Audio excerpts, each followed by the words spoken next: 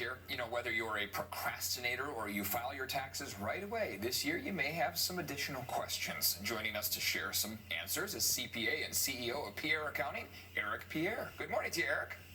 Good morning, Eric. How are you doing? I'm doing great. I'm glad that we're doing this segment because it's a friendly reminder to me to get all the W-2s and things all set and prepared. And it's an important time of year. This is a busy time of year for you, Eric.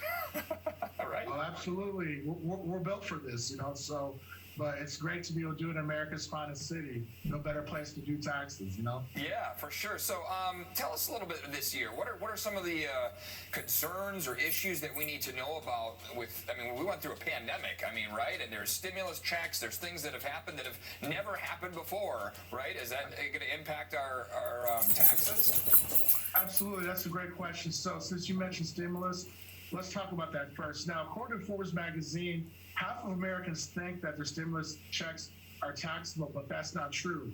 If you received a stimulus in the first round and or second round, you're not going to pay tax on it. You will have to report that on your tax return, but it's not subject to tax.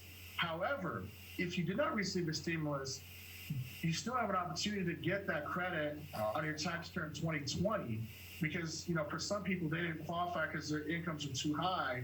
But if your income falls in that bracket of 75K under for single and 150 under for married, you'll get that credit on your 2020 return, which is the refundable credit, meaning it'll add to your refund, or if you owe a tax bill, it'll actually decrease your taxable liability. Oh boy, that's really important to know because you might be thinking you're going to owe, didn't have that, and then you might be able to break out even or even get some in return depending on the size of your family and everything. Absolutely.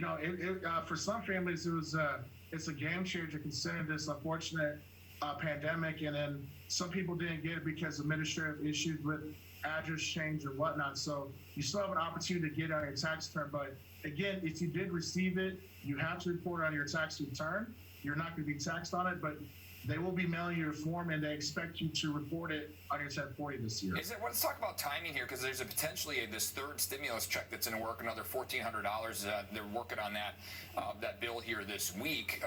The Congress is. So, is there a timing issue here? Is it better to get our taxes in early, or should we be waiting for that third stimulus check? Is there any gamesmanship with any of that? Well, there may be a little bit of political gamesmanship, but our philosophy always is if you have a refund, you want to get it in as soon as possible. Yeah. So, however, if you're in a position where you owe money, you may want to wait to see if you get that stimulus check. But with the fact that last year, the IRS was closed for about 6 or 7 months, I would not delay getting my refund. We've had clients not get their refunds for a year because of issues with closing. So I would try to get it in as soon as possible. What about business owners? What do they need to know? Obviously, it was a big, busy, challenging, and up and down year for them as well. Absolutely. Well, there's some opportunities to receive some substantial tax credits. One in particular is the employee retention tax credit, and it's going to depend on the size of your company. But basically, this credit allows you to earn in 2020 up to $5,000 per employee, and they've extended it out to the first 2 quarters of 2021, and you may be eligible to get up to $7,000 per employee. We have a client in upstate New York that received a credit of $200,000. Wow. So you want to make sure that, a lot of payroll companies did not file that, so you may have to file an amended payroll tax return, but you want to get with your CPA. And then also, if you're a business owner that owns commercial real estate, there are some opportunities for you to get a refund. We helped a client of ours here in San Diego, because of the provision of the CARES Act, get a $300,000 tax refund for taxes paid in the previous few years. You obviously are very knowledgeable in all this, and this is also a major passion of yours as well. Black History Month, when you look at the numbers here, just talking about your personal life here, Eric, there's just not a whole lot of black CPAs in our country, is there? You're pretty unique and special in this. Yes, you're absolutely right.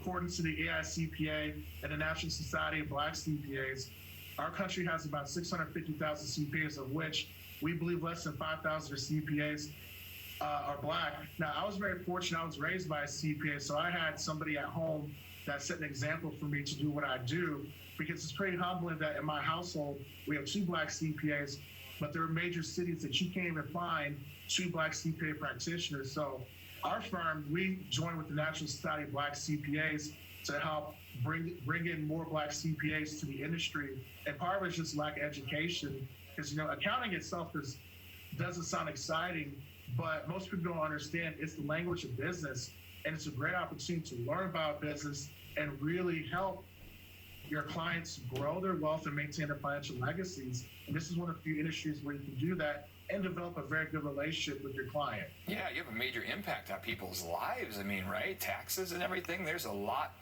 involved in there. That major impact on your family and everything. And look, Eric, I know you're really involved in the community as well. Tell us a little bit about your organization that you're involved. Is it Cello Sports? Yes, Cielo Sports. It's run by my good friend Marcus Preciado. He used to be the pastor at Rock Church San Diego, so they help with youth. And so we financially support the organization, because, you know, our future does lie with the youth. And if we don't take care of them, then, you know, we may be leaving ourselves to a compromised society 20 to 30 years from now. And, you know, as I mentioned earlier, I was very fortunate to have people look out for me as a young man, and I need to, you know, carry that forward. So that's who we partner with right now. I know you used to play for the San Diego Guardians, the minor professional basketball. You still hooping it up? Not these days with all the taxes I have to do. Yeah. I would embarrass myself right now. I think he beat me one-on-one today. I can't stretch very much right now. Well, hey, you know, your excuse is this is a very busy time for you, right? Yes, next couple months. Stay focused on that. Hey, Eric, thanks for joining us this morning. Really appreciate the conversation. And thank you for having us. Hey, where can people learn more about your business and if they want to reach out to you? Yes, if you want to learn more about our business, you can call us here in San Diego. Our number is 619-800-6852. And you can also visit us at our website at pierreaccounting.com. Eric Pierre, thanks so much for joining us this morning. Really appreciate your time. Thank you. Have a great rest of your day. Busy time of year for these guys.